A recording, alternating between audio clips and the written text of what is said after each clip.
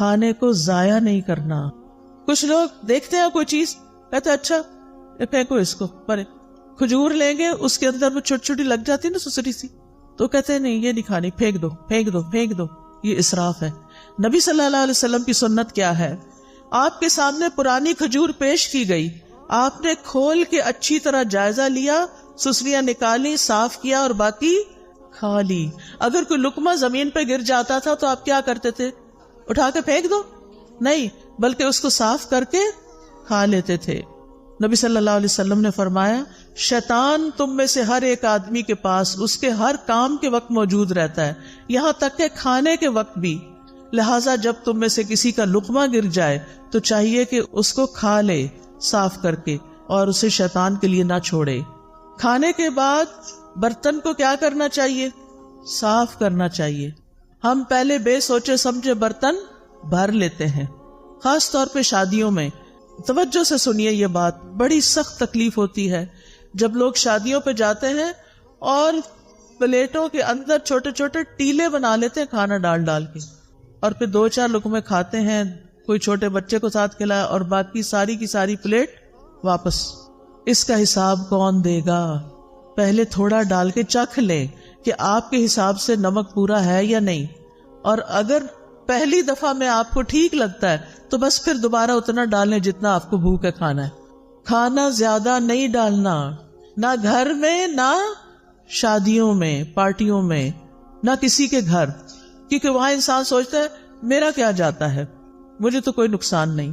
اور کتنا کھانا ضائع ہوتا ہے. اور آپ کو پتا ہے کہ آپ ہی کے شہر میں کتنے لوگ رات کو بھوکے سوتے ہوں گے, آپ نے ان کے حصے کا بھی منگا کے پکا کے ضائع کر کے بنوں میں پھینک دیا. تو کھانے کے بعد برتن صاف کرنا ہے. اگر کسی وجہ سے بعض اوقات اندازہ نہیں ہوتا, کچھ چیزیں ایسی ہوتی ہیں ان کو کھا کے جلدی پیٹ بھر جاتا ہے, تو پھر اس کھانے کو الگ نکال لیں. اگر کوئی بلی وغیرہ ہے اس کو ڈال دیں, اگر کوئی چاول وغیرہ ہے اپنے گھر میں ایک ایسی کنالی رکھ دیں, کوئی ایسی ڈش رکھ دیں کہ جس میں بچا ہوا کھانا جا کے ڈال دیں. پرندے آئیں گے وہ کھا کے چلے جائیں گے, آپ کو ثواب ملے گا.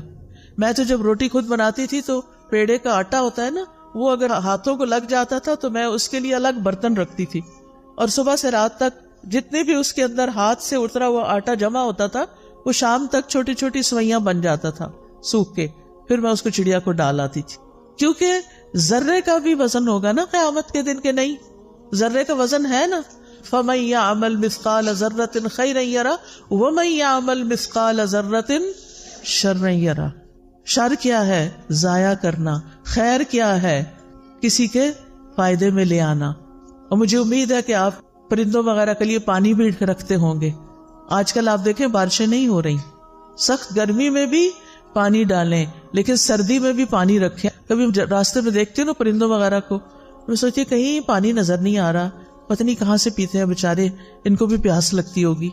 تو آج کل بھی کچھ نہ کچھ پانی, یعنی برتن بنا چھوڑے گھر میں. اگر آپ کو چھوٹا سا بھی گھر ہے, کھڑکی کے باہر بھی چھوٹی سی جگہ ہے, تو وہاں ایک چھوٹی سی کوئی چیز لگا دیں, لیکن اپنے ساتھ دوسروں کا بھی خیال رکھیں.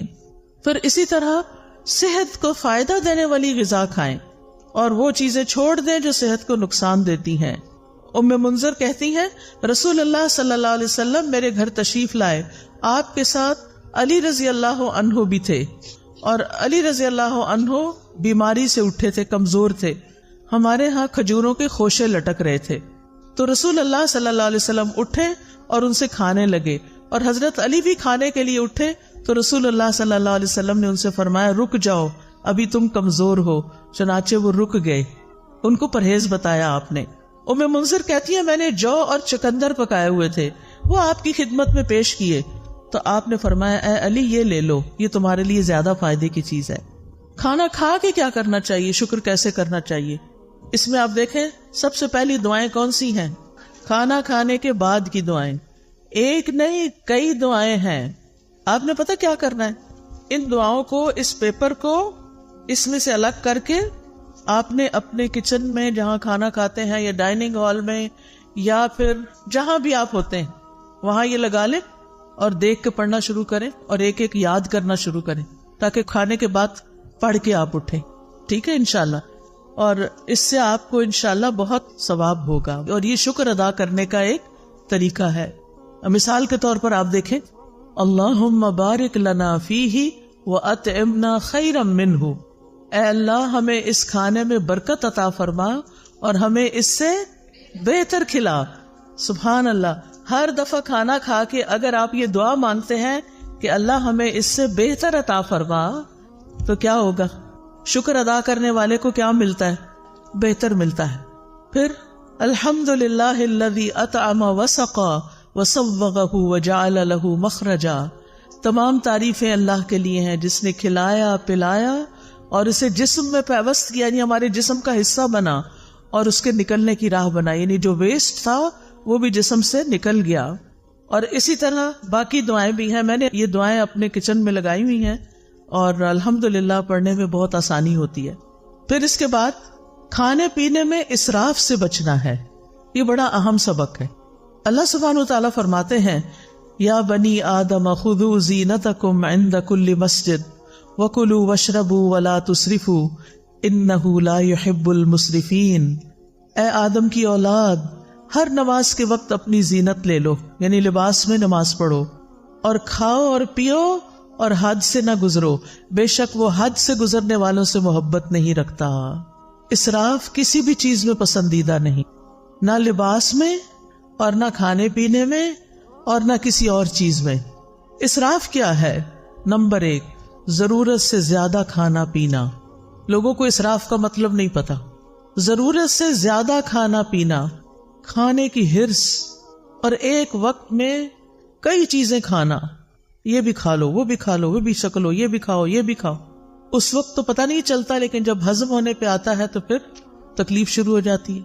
نمبر 2، ان چیزوں میں حد سے زیادہ خرچ کرنا. ایک ہے ضرورت سے زیادہ کھانا اور دوسرا ضرورت سے زیادہ خرچ کرنا. مثلا آپ گروسری کے لیے گئے ہیں، آپ وہاں دیکھتے ہیں سجے ہوئی چیزیں ہیں، زبردست سبزی پڑی ہے اور زبردست چیزیں اور پیکنگز میں پڑی ہیں. آپ کہتے ہیں پتہ نہیں پھر کب یہ بھی لے لو یہ بھی لے لو یہ بھی خرید لو یہ بھی خرید لو یہ بھی خرید لو. اب آپ دیکھیں مشکل کیا ہو گئی ہے کہ بڑے بڑے سٹورز بن گئے ہیں، بڑے بڑے مالز بن گئے ہیں. اگر آپ نے ایک سمپل چائے بھی لینی ہے تو پہلے زمانے میں کیا ہوتا تھا، چھوٹی سی کارنر پہ دکان ہوتی تھی، وہاں ایک ہی قسم کی یا زیادہ سے زیادہ 2 قسم کی چائے پڑی ہوتی تھی، اور آپ جو پیتے تھے وہی چائے دوبارہ کسی بچے کو بھی پیسے دے کے منگا لیتے تھے. اب کیا ہوتا ہے، آپ مال میں جاتے ہیں اور چائے کی اتنی قسمیں ہیں کہ آپ کہتے ہیں کہ اچھا یہ بھی آ گئی، یہ تو لگتا بہت اچھی ہوگی، چلو یہ بھی ٹرائی کر لیتے ہیں، وہ بھی یہ بھی وہ بھی. بہت ساری چائے خرید کے گھر لے آتے ہیں طرح طرح. اب تو مجھے لگتا ہے ہر چیز کی چائے بن گئی ہے. اچھا اب گھر لاتے ہیں، اب آپ ایک پیتے ہیں، آپ کو ہائے ہائے یہ تو اچھی نہیں لگی، اس کو پرے پھینکو، پھر دوسری پھر تیسری، اور کچھ تو کھولنے کی نوبت نہیں آتی. اور پھر ایسے ہی پیک ڈبے جب ایکسپائر ہو جاتی ہے نا ڈیٹ، تو پھر اٹھا کے کیا کرتے، بن میں پھینک دیتے ہیں. نہ اپنے کام آئی نہ کسی اور کے کام آئی. یہ آپ نے کیا کیا؟ اسراف. سمجھ آئی اسراف کی؟ کس کس کو اسراف کی سمجھ آئی ہے؟ الحمدللہ. نمبر 1 زیادہ کھانا، نمبر 2 کھانے پہ زیادہ خرچ کرنا، اور نمبر 3 ہے حرام میں پڑنا، حرام چیزیں کھانا، نقصان دہ چیزیں کھانا.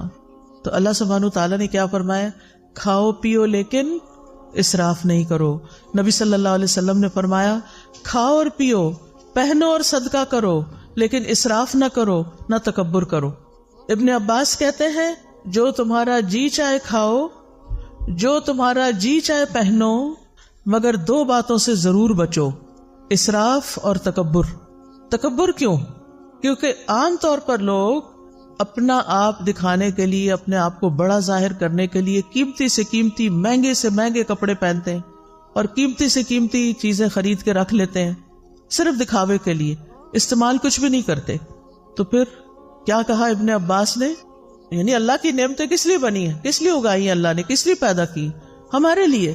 کلوا مما رزقناکم، یعنی جو ہم نے تمہارے لیے تمہیں رزق دیا اس میں سے کھاؤ، جو آپ کی حیثیت ہے، استطاعت ہے، وقت ہے، کھاؤ، لیکن کیا نہ کرو، اسراف نہ کرو.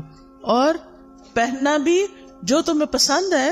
اللہ تعالیٰ نے جو طریقے بتائے ہیں پہننے کے، ننگے نہیں ہونا، چست کپڑے نہیں پہننے، سی تھرو کپڑے نہیں پہننے، اور اسراف نہیں کرنا.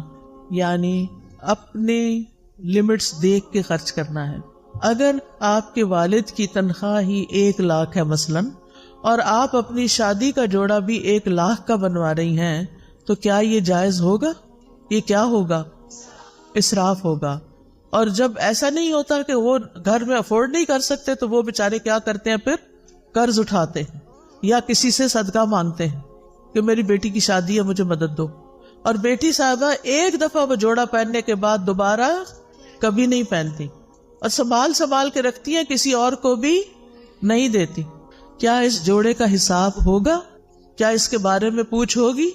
اور تکبر کیا ہے کہ ایسا کپڑا پہنوں جو کسی نے نہ پہنا ہو، تاکہ میں سب سے بڑی، الگ، زیادہ خوبصورت نظر آؤں. اور پھر جب آپ دیکھتے ہیں کہ آپ کے کپڑے سب سے اچھے ہیں، تو پھر آپ اپنے آپ کو کیا سمجھنے لگتے ہیں کہ ہم بڑے عقل مند ہیں، ہم جیسا کوئی نہیں. یہ چیز بھی اللہ تعالیٰ کو پسند نہیں. نبی صلی اللہ علیہ وسلم جب اپنے صحابہ میں بیٹھے ہوتے تھے تو کوئی پہچان نہیں سکتا تھا جو باہر سے آتا تھا. آپ ایسے ڈریسز نہیں پہنتے تھے کہ جس سے آپ بہت دوسروں کے مقابلے میں نمایاں ہوں. اس آیت کے بارے میں طبیب کہتے ہیں کہ اس میں پوری طب شامل ہو گئی، یعنی کھانا پینا ہے لیکن اسراف نہیں کرنا تو آپ بیماری نہیں ہوں گے. پھر اسی طرح یہ کہ کھانا پینا زندگی کا مقصد نہ ہو، اعتدال کے ساتھ بقدر ضرورت کھایا جائے. نبی صلی اللہ علیہ وسلم نے بدترین امتیوں کی کچھ خصوصیات بتائی ہیں. ہم سب اپنے بارے میں غور کریں کہ کہیں وہ ہم تو نہیں. بدترین امتی کون ہے؟ رسول اللہ صلی اللہ علیہ وسلم نے فرمایا، ان قریب میری امت میں ایسے لوگ ہوں گے جو طرح طرح کے کھانے اور رنگ برنگے مشروب طلب کریں گے. طلب کا کیا مطلب ہوتا ہے؟ آرڈر کرنا. طرح طرح کے کھانے اور رنگ برنگے مشروب طلب کریں گے. مثلاً آپ گئے ہیں کسی ریسٹورینٹ میں، آپ اٹھاتے ہیں مینیو، سارے اٹھا کے بیٹھ جاتے ہیں. پھر ہر کوئی کیا کہتا ہے؟ مجھے یہ کھانا ہے، مجھے یہ کھانا ہے، اس کو یہ کھانا ہے، اس کو یہ کھانا ہے. کافی ٹائم تو پہلے سلیکشن میں لگتا ہے. پھر آپ آرڈر کرتے ہیں، پھر گھنٹہ بھر کے بعد وہ کھانا آتا ہے، اور رنگ رنگ کا، اچھا یہ بھی منگا لیتے، یہ بھی منگا لیتے، یہ بھی منگا، یہ بھی ہو جائے، یہ بھی ہو جائے. اور ڈرنک میں پیپسی بھی ہو جائے، فانٹا بھی ہو جائے، فلاں بھی ہو جائے، فلاں بھی، جوس بھی ہو جائے. یہ ہے طلب کرنا. اور فرمایا طرح طرح کے کپڑے پہنیں گے، گفتگو میں بے احتیاطی کریں گے، یعنی بولتے وقت نہیں سوچیں گے کہ کسی بڑے سے بات کر رہے ہیں یا چھوٹے سے کر رہے ہیں، سچ بول رہے ہیں یا جھوٹ بول رہے ہیں. اور طرح طرح کی سواریوں پہ سوار ہوں گے. جن کے پاس ذرا زیادہ دولت آ جاتی ہے، پھر ان کو کیا شوق لگ جاتا ہے؟ ضرورت ہو یا نہ ہو، یہ گاڑی کا ماڈل بھی ہو، یہ بھی ہو، یہ بھی ہو، یہ بھی ہو. فرمایا وہ میری امت کے بدترین لوگ ہوں گے. آپ کے پاس اللہ کا دیا وہ بہت کچھ ہے، کھائیں، منع نہیں ہے، لیکن اسراف نہیں کرنا. ایک وقت میں بہت طرح کے کھانے نہیں کھانے، ایک وقت میں بہت قسم کے مشروب نہیں پینے. کہ ہمارا معدہ ہے یا کیا ہے؟ وہ بیچارہ کیا کرے گا؟ کتنی چیزیں ایٹ اے ٹائم ڈائجسٹ کر سکتا ہے؟ نبی صلی اللہ علیہ وسلم نے فرمایا، مجھے تمہارے متعلق گمراہ کن خواہشات میں سب سے زیادہ اندیشہ ان خواہشات کا ہے جن کا تعلق پیٹ اور شرمگاہ سے ہے. یعنی کھانے کے معاملے میں بے احتیاطی، اور پھر دوسری طرف زنا عام ہو جائے گا. اور فرمایا اور گمراہ کرنے والی خواہشات سے. ابن قیم کہتے ہیں دل کو بگاڑنے والی 5 چیزیں ہیں: لوگوں سے زیادہ گھل مل کے رہنا، خواہش پرستی، اللہ کے علاوہ کسی اور سے دلی تعلق رکھنا، زیادہ کھانا، زیادہ سونا. یہ 5 چیزیں دل کو خراب کرنے والی ہیں. اب اکثر لوگ کیا کہتے ہیں؟ سب کچھ ہے، دل میں سکون نہیں، خوشی نہیں. ایک تو ہم نے راتوں کو دن بنا لیا اور دن کو رات بنا لیا. راتوں کو دیر تک کھانے آرڈر ہوتے رہتے ہیں، اور پھر وہ کھانے کے بعد ہنسی مذاق، گپ شپ، ادھر ادھر کے، کوئی ویڈیو دیکھ رہا ہے، کوئی فلمیں دیکھ رہا ہے، کوئی کچھ کر رہا ہے. اور پھر جب آدھی رات گزر جاتی ہے پھر سوتے ہیں، اور پھر سونے میں فجر کی نماز چلی جاتی ہے. ایسی زندگیوں میں کیا برکت ہوگی، کیا رونق ہوگی، ایسے دلوں میں کیا اطمینان ہوگا؟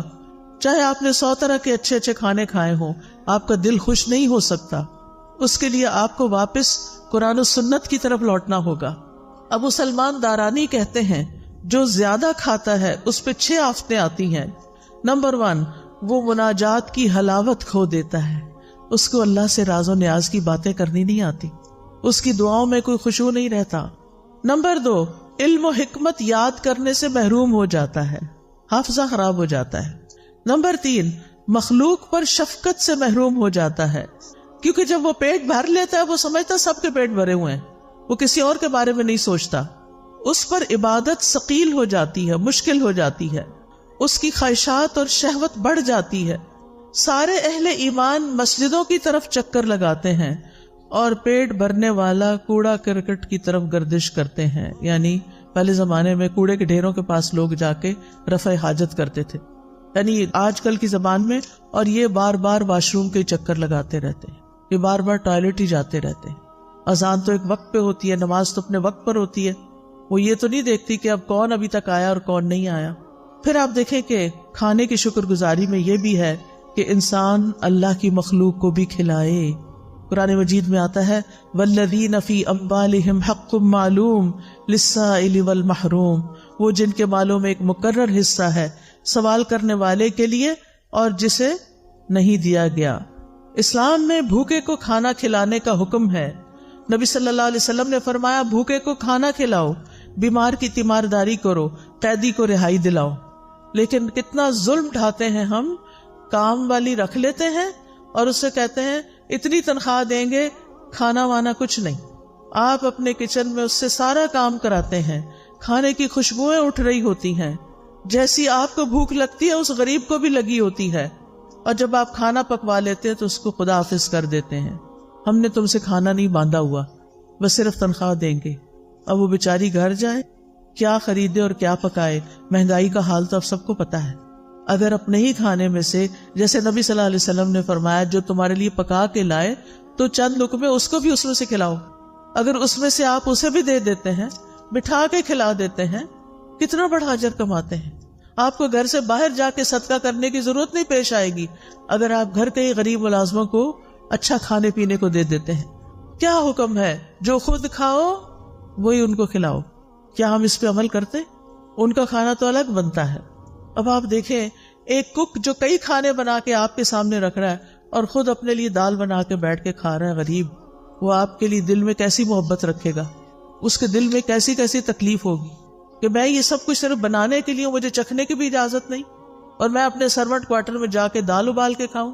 کیسی کیسی زیادتیاں ہم کرتے ہیں۔ دوسرے کو کھانا کھلانا ایک مشکل کام ہے، انسان کے دل کے اندر بخل ہے، لیکن یہ تو کرنا ہی ہے کیونکہ اس میں اجر بہت زیادہ ہے، یہ انبیاء کی صفت ہے۔ قرآن مجید میں آتا ہے فَلَقْتَحَمَ الْعَقَبَةَ وَمَا أَدْرَاكَ مَا الْعَقَبَةُ فَكُّ رَقَبَةٍ أَوْ إِطْعَامٌ فِي يَوْمٍ ذِي مَسْغَبَةٍ۔ پھر وہ مشکل گھاٹی میں نہ گھسا۔ کیا ہے وہ مشکل گھاٹی؟ وہ گردن چھڑانا یا کسی بھوک والے دن میں کھانا کھلانا ہے۔ آج کل سردیاں ہیں نا، سردیوں میں بھوک زیادہ لگتی ہے، لیکن اس میں انسان کہتا ہے پھر میرا کیا بنے گا جو اس کو بھی کھلایا بیچ میں سے، تو لہذا سارا اپنے لیے رکھ لو۔ یہ مشکل کام ہے کھلانا، لیکن جس کو اللہ توفیق دے اس کے لیے بڑا ہی حلاوت والا کام ہے، اس کو کھلا کے زیادہ مزہ آتا ہے۔ جب حضرت ابراہیم کے پاس فرشتے آئے تو انہوں نے کیا کیا؟ یہ نہیں پوچھا کہاں سے آئے ہو، اجنبی لوگ، لیکن چلے گئے اور کھانا لے کر آئے۔ نبی صلی اللہ علیہ وسلم نے عورتوں کو بھی نصیحت کی، مسلمان عورتوں، تم میں کوئی اپنی ہمسائی کے گھر بکری کے ایک پائے کا کھر بھیجنے کو بھی حقیر نہ سمجھے، یعنی کھانا بنا کے یا بنانے سے پہلے اپنے ہمسایوں میں بھی تقسیم کیا کرو، کچھ نہ کچھ ان کو بھی بھیجا کرو، اس سے محبت بڑھتی ہے۔ جہنم میں جانے والے لوگوں کی جو خصوصیت سورۃ الحاقہ میں بتائی گئی وہ کیا ہے؟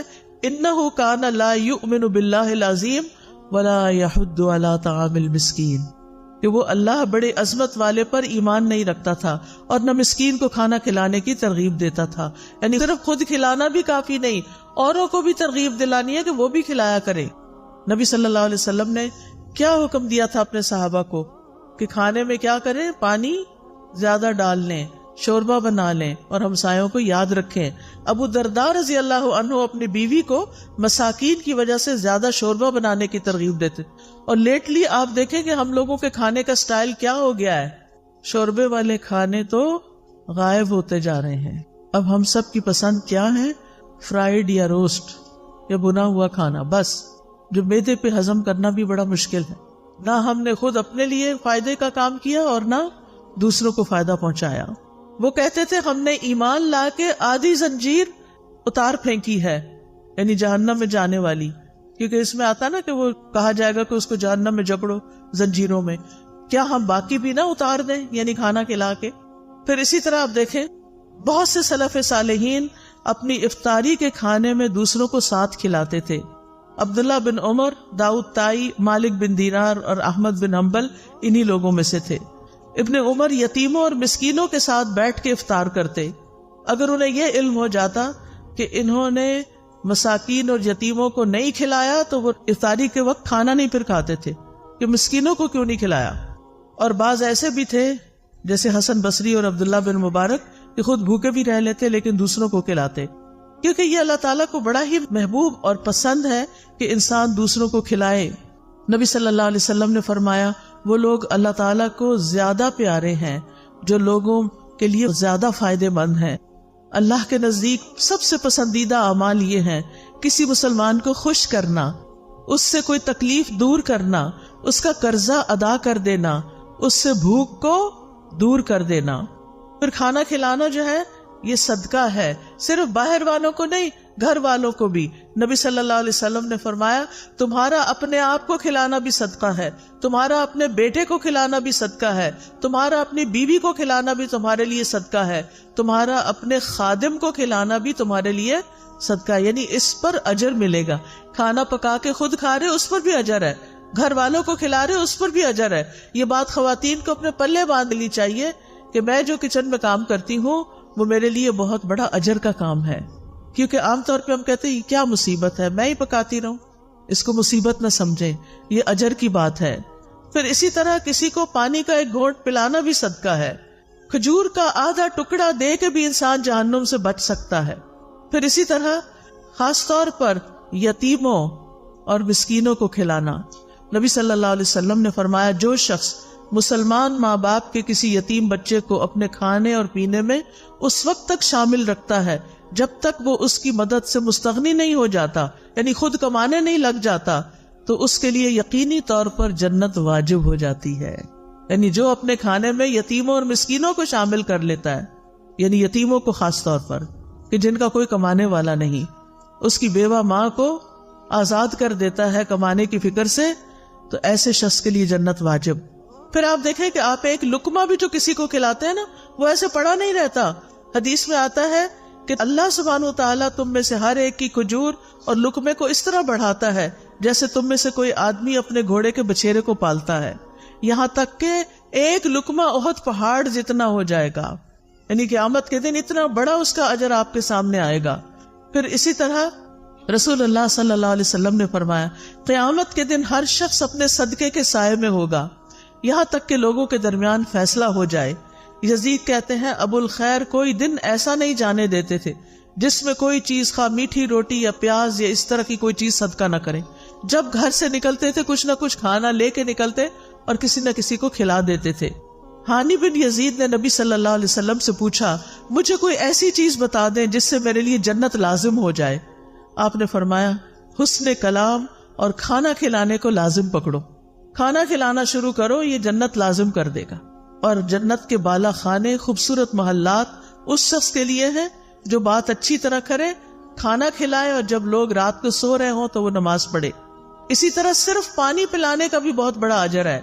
نہ صرف یہ کہ انسانوں کو بلکہ جانوروں کو بھی. آپ کو یاد ہے کہ وہ ایک عورت جو ویسے بہت بری عورت تھی لیکن اس نے ایک کتے کو پانی پلایا تھا کنویں سے نکال کے، تو اس کی وجہ سے اس کی بخشش کر دی گئی تھی. پھر اسی طرح آپ دیکھیے کہ کوئی شخص اگر کسی کو ہدیے میں چاندی یا سونا دے یا مشکیزہ دے یا کسی کو دودھ پلا دے تو یہ ایسا ہے جیسے غلام کو آزاد کر دے. اب سونا چاندی دینا تو بڑا مشکل ہو گیا ہے کیونکہ بڑا ہی مہنگا ہو گیا ہے، لیکن دودھ پلایا جا سکتا ہے غلام کو. اور دودھ پلانا ایسا ہے جیسے ایک غلام آزاد کرنا. آج کل غلام بھی نہیں ہے اور خالص دودھ اگر کسی کو آپ پلاتے ہیں تو اور بڑا اجر ہے. تو ایسے معاملات میں دل کو کھلا کرنا ہے. ہم یا تو کچھ کسی کو کھلاتے نہیں یا بہت بڑی دعوت کرتے ہیں اور اس میں اسراف کرتے ہیں. اعتدال میں رہیے، جو میسر ہے جو خود کھاتے ہیں وہی کھلاتے رہیے. دوست کو، احباب کو، مہمان کو، رشتہ داروں کو، ہمسایوں کو، نوکروں کو، تو انشاءاللہ اس سے اجر ثابت ہو جائے گا. اب آخر میں ایک چھوٹا سا واقعہ سناؤں گی. ایک حدیث ہے صحیح مسلم میں، مقداد رضی اللہ عنہ کہتے ہیں کہ میں اور میرے دو ساتھی اس وقت جب سخت بھوک لگی تھی ہمیں، اور بھوک کی وجہ سے نہ ہم سن پا رہے تھے نہ ہم دیکھ پا رہے تھے، یعنی ایسے لگ رہا تھا کہ ہم نے سننے دیکھنے کی قوت ہی چلی گئی، اتنی کمزوری ہو گئی بھوک کی وجہ سے۔ ہم خود کو رسول اللہ صلی اللہ علیہ وسلم کے صحابہ پہ پیش کرتے رہے کہ ان کو بتائیں کہ ہمیں بھوک لگی ہے، لیکن کوئی ہمیں بطور مہمان قبول کرنے پہ تیار نہ ہو سکتا ان کے اپنے گھر میں کچھ نہ ہو۔ پھر ہم نبی صلی اللہ علیہ وسلم کی خدمت میں حاضر ہوئے، آپ ہمیں اپنے گھر لے گئے، وہاں 3 بکریاں تھیں۔ نبی صلی اللہ علیہ وسلم نے فرمایا تم لوگ مشترکہ طور پر ہم سب کے لیے ان کا دودھ نکالا کرو، یعنی تم بھی پیو ہم بھی پیئیں گے، سب مل کے نکالو۔ ہم ان کا دودھ نکالتے اور ہر شخص اپنا حصہ پی لیتا، اور نبی صلی اللہ علیہ وسلم کے حصے کا دودھ اٹھا کے رکھ دیتے کہ جب آپ تشریف لائیں گے تو آپ بھی پی لیں گے۔ آپ رات کے وقت تشریف لاتے، سلام کرتے، کسی سوئے ہوئے کو نہ جگاتے اور جاگنے والے کو سلام سنا دیتے، یعنی آہستہ سے سلام بول دیتے۔ پھر آپ مسجد میں تشریف لاتے، نماز پڑھتے، پھر واپس آ کر اپنے حصے کا دودھ پیتے۔ رات کو آپ دودھ پیتے تھے۔ آپ رات کو تشریف لاتے کس طرح کہ جو سوئے ہوئے ہیں ان کو جگاتے نہیں تھے۔ ہمارے ہاں تو کیا ہوتا ہے کہ بیوی بیچاری تھک ہار کے سوئی بھی ہو، اب مرد خود بھی آتا ہے لیٹ اور پھر ساتھ 2-4 مہمان بھی لے آتا ہے اور کہتا ہے کہ اٹھو اب ان کو کھلاؤ۔ تو یہ زیادتی والی بات ہے، ایسے نہیں کرنا چاہیے۔ اگر مہمانوں کو لانا ہے تو پہلے سے بتائیں، اور پھر ان کا انتظام ایسے ہو کہ کسی سونے والے کو جگایا نہ جائے۔ پھر کہتے ہیں کہ ایک رات میرے پاس شیطان آ گیا، اس وقت میں اپنے حصے کا دودھ پی چکا تھا۔ اس نے کہا محمد صلی اللہ علیہ وسلم انصار کے پاس جاتے ہیں، وہ ان کو ہدیے اور تحفے دیتے ہیں اور آپ ان کے ہاں سے لے لیتے ہیں، اور یہ جو تھوڑا سا دودھ پڑا ہے رسول اللہ صلی اللہ علیہ وسلم کو اس کی کوئی ضرورت نہیں، یعنی خود ہی پی جاؤ۔ بعض اوقات ایسا ہوتا ہے نا کہ ہمیں کہا جاتا ہے یہ تمہارا اور فلاں کا، ہم پی لیتے ہیں کھا لیتے ہیں اور کہتے ہیں اچھا پتہ نہیں وہ آئے گی کہ نہیں، وہ بھی کھا لو۔ یہی معاملہ ہوا یہاں، کہتے ہیں میں دودھ کے پاس گیا، وہ بھی دودھ پی لیا جو کس کے لیے رکھا ہوا تھا؟ رسول اللہ صلی اللہ علیہ وسلم کے لیے۔ اور جب وہ دودھ میرے پیٹ کے اندر چلا گیا اور مجھے یہ یقین ہو گیا کہ اب یہ واپس میں نہیں نکال سکتا، تو شیطان نے مجھے پریشان کرنا شروع کر دیا۔ کہتا ہے افسوس تم پر، تم نے یہ کیا کیا۔ یہ ہے شیطان، پہلے اس عمل کو خوشنما بنا دیتا ہے، جب کر لیتے ہیں تو پھر پریشان کرتا ہے کہ تم نے ٹھیک نہیں کیا، اور بے چینی لگا دیتا ہے۔ تم نے محمد صلی اللہ علیہ وسلم کا بھی حصہ پی لیا، اب وہ آئیں گے تو ان کو دودھ نہیں ملے گا اور ہر صورت تمہارے خلاف بد دعا کریں گے، پھر تم ہلاک ہو جاؤ گے، تمہاری دنیا آخرت برباد ہو جائے گی۔ اب یہ شیطان یہ دل میں وسوسے ڈال رہا ہے، کس کے؟ ان صحابی کے، مقداد کے۔ وہ کہتے ہیں میرے جسم پر ایک چھوٹی سی چادر تھی، میں اگر پیروں پر ڈالتا تو سر باہر نکل آتا، سر پہ ڈالتا تو پیر باہر نکل جاتے، اور کیفیت یہ ہو گئی کہ مجھے نیند نہیں آ رہی تھی کہ میں یہ کیا کر آیا ہوں۔ اور رہے میرے ساتھی تو وہ تو سو رہے تھے اپنا اپنا حصہ پی کے، انہوں نے تو وہ کام ہی نہیں کیا جو میں نے کر لیا تھا۔ کہتے ہیں پھر نبی صلی اللہ علیہ وسلم تشریف لائے اور آپ جس طرح سلام کرتے تھے اسی طرح سلام کیا، پھر آپ مسجد میں آئے، نماز پڑھی، پھر آپ دودھ کے پاس آئے، اس کا برتن کھولا تو اس میں کچھ بھی نہیں تھا، وہ تو پی لیا گیا تھا۔ آپ نے آسمان کی طرف سر اٹھایا تو میں نے دل میں کہا اب تو ضرور میرے خلاف بد دعا ہوگی اور میں ہلاک ہو جاؤں گا۔ شیطان ایسی بدگمانیاں بھی ڈالتا ہے، لیکن آپ نے دعا کی اللہم اطعمنی واسقی من سقانی، اللہ جو مجھے کھلائے اسے تو کھلا، اور جو مجھے پلائے تو اسے پلا۔ اتنی خوبصورت دعا، یہ سن کر وہ چادر سے باہر آ گئے کیونکہ جاگ ہی نہیں تھا، ان کو نیند نہیں آ رہی تھی مقداد کو، اور اسے جسم پر مضبوطی سے باندھ لیا، چھری لی اور بکریوں کی طرف چل پڑا کہ ان میں سے کون سب سے زیادہ فربا موٹی ہے، میں اس کو رسول اللہ صلی اللہ علیہ وسلم کے لیے ذبح کر دوں۔ میں نے دیکھا تو اس کے تھن دودھ سے بھرے ہوئے تھے، بلکہ سب بکریوں کے تھن دودھ سے بھرے ہوئے تھے۔ میں نے محمد صلی اللہ علیہ وسلم کے گھر والوں کے برتنوں میں سے وہ برتن لیا جس میں وہ دودھ دوتے تھے، پھر میں نے اس میں دودھ دوہا حتیٰ کہ برتن پہ جھاگ آ گیا، یعنی بہت زیادہ وہ جب دھاریں لگاتے ہیں نا تو جھاگ آتی ہے۔ پھر میں اسے لے کر حضور صلی اللہ علیہ وسلم کی خدمت میں آیا، آپ نے فرمایا تم لوگوں نے رات کو اپنا مشروب پی لیا تھا؟ میں نے عرض کی اللہ کے رسول آپ بھی پی لیجئے۔ آپ نے دودھ پی لیا، پھر مجھے دیا، میں نے کہا اللہ کے رسول آپ اور پیجئے۔ آپ نے پھر پی لیا اور برتن دوبارہ مجھے دیا۔ جب میں نے جان لیا کہ رسول اللہ صلی اللہ علیہ وسلم سیر ہو چکے ہیں اور میں نے آپ کی دعا کو پا لیا ہے، یعنی یہ دعا تو مجھے لگی کہ اللہم اطعم من اطعمنی واسقی من سقانی، تو میں ہنسنے لگ گیا، ہنستے ہنستے زمین پہ گر گیا۔ آپ نے فرمایا مقداد یہ ایک بری خصلت ہے، یہ کوئی اچھا اخلاق نہیں ہے کہ ہنستے ہنستے نیچے گرو، کئی لوگ ایسے کرتے ہیں تو ایسا نہیں کرنا چاہیے۔ میں نے کہا اللہ کے رسول میرے ساتھ تو یہ معاملہ ہوا تھا آج اور میں نے اس طرح کیا. آپ نے فرمایا یہ دودھ اس وقت جو تمہیں ملا اللہ کی رحمت کے سوا کچھ نہ تھا. تم نے مجھے اس وقت کیوں نہ بتا دیا؟ ہم اپنے ساتھیوں کو بھی جگا دیتے اور وہ بھی اس رحمت میں سے اپنا حصہ پا لیتے. میں نے کہا اس ذات کی قسم جس نے آپ کو حق کے ساتھ بھیجا ہے، جب یہ دودھ آپ نے پی لیا اور آپ کے ساتھ میں نے بھی پی لیا تو اب مجھے کوئی پرواہ نہیں کہ کس نے پیا اور کس نے نہیں پیا. بس میرا کنسرن یہی تھا. تو اس حدیث سے کچھ باتیں پتہ چلتی ہیں. سب سے پہلی بات تو یہ کہ نبی صلی اللہ علیہ وسلم بھوکے بے سہارا بے آسرا لوگوں کو اپنے گھر لے آتے تھے، اپنے پاس پناہ دیتے تھے، ان کا خیال رکھتے تھے. دوسری بات یہ کہ یہ حدیث نبوت کے دلائل میں سے ایک دلیل ہے. تیسری بات یہ کہ جب آپ دیر سے بھی رات کو آتے گھر تو سلام کیا کرتے تھے. جو جاگ رہا ہوتا سن لیتا اور جو سونے والا ہوتا وہ ڈسٹرب نہیں ہوتا تھا. اس سے پتہ چلتا ہے کہ آپ سونے والے کی نیند کا خیال رکھتے تھے اور ہمیں بھی رکھنا چاہیے. پھر اسی طرح شیطان دوسروں کے حصے کو خوشنما بنا کے دکھاتا ہے اور اس کو استعمال کرنے کی ترغیب دیتا ہے، اور شیطان مومن کو پریشان اور مایوس کرتا ہے. پھر نبی صلی اللہ علیہ وسلم کا عمدہ اخلاق بھی پتہ چلتا ہے کہ کس طرح آپ نے چشم پوشی کی، صبر سے کام لیا، اور کس طرح آپ نے دعا کی. اپنا حصہ نہیں ملا تو دعا کر لی. اگر کبھی یہ ہو ہمارے ساتھ کہ ہمارا کوئی بہن بھائی ہمارا کوئی حصہ کھا پی جائے، ہم کیا کریں گے؟ دعا دیں گے یا لڑائی ڈال دیں گے؟ آئندہ سے کیا کریں گے؟ لڑائی نہیں کریں گے بلکہ دعا دیں گے. نبی صلی اللہ علیہ وسلم کھانا کھلانے والے کو بھی دعا دیا کرتے تھے. ابن قیم لکھتے کہ آپ کی صفات میں سے یہ بات تھی، آپ کے اخلاق میں سے بھی، کہ جب کسی کے پاس کچھ کھاتے تو وہاں سے نکلتے نہیں تھے جب تک ان کے لیے دعا نہ کر دیں. تو آپ کسی کے بھی گھر جائیں، کچھ بھی کھائیں تو کیا کریں؟ ان کو دعا دیں. پھر یہ کہ دوسروں کو اپنی ذات میں ترجیح دینا اور انہیں آگے رکھنا. نبی صلی اللہ علیہ وسلم کے اپنے بھی حالات بہت اچھے نہیں تھے، لیکن آپ ان کو بھی گھر لے آئے جن کے پاس کچھ کھانے پینے کو نہیں ہوتا تھا. جو اصحاب صفہ تھے، اصحاب صفہ وہ ہجرت کر کے آئے تھے مختلف علاقوں سے، وہ مدینہ کے رہنے والے نہیں تھے، لہٰذا ان کے پاس وہ سب کچھ نہیں تھا. پھر آپ دیکھیے کہ آخری چیز کہ کھانا کھلانے والے کو دعا دینی چاہیے اور پہلے کھانا کھا کر خود دعا اپنے لیے پڑھنی چاہیے. یہ دعائیں میں پڑھ دیتی ہوں، ساری پروننسیشن آپ سن لیں تاکہ آپ کو بعد میں پڑھنا آسان ہو. اللہم بارک لنا فیہ واطعمنا خیرا منہ.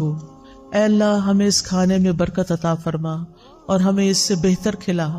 الحمدللہ الذی اطعم وسقا وسوغہ وجعل لہ مخرجا. تمام تعریفیں اللہ کے لیے ہیں جس نے کھلایا پلایا اور اسے جسم میں پیوست کیا اور اس کے نکلنے کی راہ بنائی. الحمدللہ کثیرا طیبا مبارکا فی غیر مکفی ولا مودع ولا مستغنا عنہ ربنا. سب تعریف اللہ کے لیے ہے جو پاکیزہ ہے، کثیر ہے، مبارک ہے. اس کھانے کو ہم کافی نہیں سمجھتے اور نہ اس کو چھوڑتے ہیں. اے ہمارے رب، نہ ہم اس سے بے پرواہ ہو سکتے ہیں. یعنی یہ نہیں کہ یہ آخری دفعہ ہے اور یہی کافی ہے، یہ کافی نہیں ہے، آئندہ بھی کھانا ہے ہمیں. اللہم اطعمت و اسقیت و اغنیت و اقنیت و ہدیت و احییت فلک الحمد علی ما اعطیت. اے اللہ تو نے ہی کھلایا، تو نے ہی پلایا، تو ہی غنی کرتا ہے، تو ہی فقیر کرتا ہے، تو نے ہدایت دی، تو نے ہی زندگی عطا فرمائی، بس جو تو نے عطا کیا اس پر تیری ہی تعریف ہے. پھر پچھلے سارے گناہوں کو معاف کرنے والی دعا ہے. رسول اللہ صلی اللہ علیہ وسلم نے فرمایا جو کھانا کھا کے یوں کہے الحمدللہ الذی اطعمنی ھذا ورزقنیہ من غیر حول منی ولا قوہ، اس اللہ کا شکر جس نے مجھے یہ کھانا کھلایا اور مجھے رزق عطا فرمایا جس میں میری قوت اور کوئی طاقت شامل نہیں. پھر اسی طرح ایک اور دعا ہے. ابن عباس فرماتے ہیں کہ رسول اللہ صلی اللہ علیہ وسلم نے فرمایا جسے اللہ تعالیٰ کوئی بھی کھانا کھلائے وہ یوں کہے اللہم بارک لنا فیہ ورزقنا خیرا منہ. اے اللہ ہمیں اس میں برکت عطا فرما اور ہمیں اس سے بہتر عطا فرما. جب دودھ پیتے تو کیا پڑھتے؟ اللہم بارک لنا فیہ وزدنا منہ. اے اللہ ہمارے اس دودھ میں ہمیں برکت عطا کر اور ہمیں اس سے زیادہ عطا کر. ابو ہریرہ رضی اللہ عنہ کھانا کھانے کے بعد کس طرح شکر ادا کرتے تھے؟ وہ کہتے ہیں ابو ہریرہ نے حمید سے کہا میری والدہ کے پاس جاؤ، ان کو سلام کہو اور کہو آپ کا بیٹا آپ کو سلام دے رہا ہے اور کہتا ہے ہمیں کچھ کھانا کھلائیں۔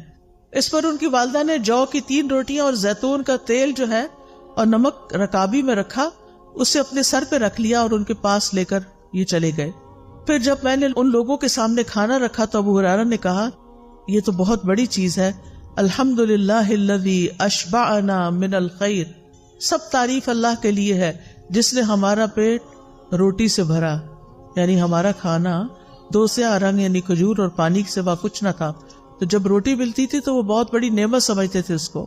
پھر شدت بھوک کے وقت کی دعا ہے، اس سے پہلے ایک اور دعا ہے، الحمدللہ الذی ہدانا واطعمنا وسقانا ونعمنا، اللہ اکبر، اللہم الفتنا نعمتک بکل شر اصبحنا منها وامسینا بکل خیر فنسألک تمامها وشکرها لا خیر الا خیرک ولا الہ غیرک الہ الصالحین ورب العالمین، الحمدللہ ولا الہ الا اللہ ما شاء اللہ ولا قوت الا باللہ، اللہم بارک لنا فیما رزقتنا وقنا عذاب النار۔ اس کا ترجمہ ہے سب تعریف اللہ کے لیے ہے جس نے ہمیں ہدایت دی، ہدایت کھانے پینے سے بھی زیادہ قیمتی چیز ہے، ہمیں کھلایا اور ہمیں پلایا، ہمیں نعمتیں عطا فرمائیں، اللہ سب سے بڑا ہے۔ اے اللہ تیری نعمت اس وقت آئی جب ہم شر میں پھنسے ہوئے تھے، ہم نے اس نعمت کی وجہ سے ہر طرح کی خیر کے ساتھ صبح کی اور شام کی، بس ہم تجھ سے اس نعمت کے مکمل ہونے کا اور اس کے شکر ادا کرنے کا سوال کرتے ہیں۔ تیری خیر کے سوا کوئی خیر نہیں، تیرے سوا کوئی معبود نہیں، اے الہ الصالحین، سارے جہانوں کے رب، سب تعریف اللہ کے لیے ہے اور اللہ کے سوا کوئی معبود نہیں، جو چاہتا ہے وہی ہوتا ہے، کسی میں طاقت نہیں سوائے اللہ کے۔ اے اللہ جو رزق تو ہمیں دے اس میں برکت دے اور ہمیں آگ کے عذاب سے بچا لے۔ اور اسی طرح حضرت عائشہ فرماتی ہیں کہ نبی صلی اللہ علیہ وسلم رات کو بھوک کی وجہ سے کروٹیں بدلتے تھے اور یہ دعا پڑھتے، لا الہ الا اللہ الواحد القہار رب السماوات والارض وما بینہما العزیز الغفار، نہیں ہے کوئی معبود برحق مگر اللہ جو اکیلا اور زبردست ہے، آسمانوں اور زمین اور ان دونوں کے درمیان والی تمام چیزوں کا رب ہے، وہ غالب اور بہت بخشنے والا ہے۔ پھر اگر کوئی آپ کو کھانا کھلائے تو آپ کیا دعا کریں؟ اللہم اطعم من اطعمنی واسق من سقانی، اللہ جو مجھے کھلائے تو اسے کھلا اور جو مجھے پلائے تو اس کو پلا۔ ہمارا کیا کھلانا اور ہمارا کیا پلانا، جو اللہ کھلائے گا اس کا تو کوئی میچ ہی نہیں۔ پھر اسی طرح کھانا کھلانے والے کے رزق میں برکت کی دعا کرنی چاہیے کہ اللہ تعالیٰ اس کو برکتیں عطا کر۔ اور پھر ایک اور دعا ہے، افطر عندک الصائمون طعامکم الابرار وصلت علیکم الملائکہ، تمہارے ہاں روزہ افطار کیا کریں نیک لوگ، وہ تمہارے کھانا کھایا کریں اور فرشتے تمہارے لیے دعائیں کریں۔ تو یہ ہے کھانا کھلانے سے متعلق ہمارے دین کی رہنمائی